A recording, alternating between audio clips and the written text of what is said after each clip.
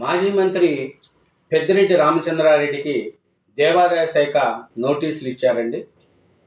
ఎల్లుండి దేవాదాయ శాఖ అధికారి ఎదుట హాజరవ్వాలి.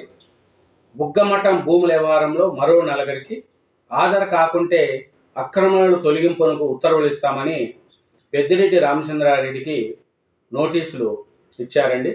ఈ నోటీసుల్లో ఏం పేర్కొన్నారు ఏమి అనేది చూస్తే, బుగ్గమఠం భూముల్లో పెద్దిరెడ్డి ఆక్రమించుకున్నారని, దాన్ని తిరుపతి బుగ్గమఠం భూముల వ్యవహారంలో ఈ నెల 9న వ్యక్తిగతంగా హాజరు కావాలంటూ మాజీ మంత్రి పెద్దిరెడ్డి రామచంద్రారెడ్డితో సహా 5గురికి దేవాదాయ శాఖ తుది నోటీసులు జారీ చేసింది. ఒకవేళ హాజరు కాకపోతే బుగ్గమఠం భూముల్లో అక్రమాలు తొలగింపునకు చట్ట ప్రకారం నోటీసులు జారీ చేయనున్నది.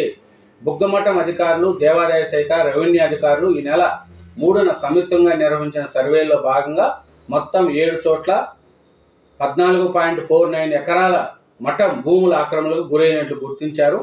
భూములు ఆక్రమించిన వారిలో పెద్దిరెడ్డితో పాటు మఠం భూముల పాత కౌలుదారులు, వారసులు మరో 4 ఉన్నట్లు తేల్చారు.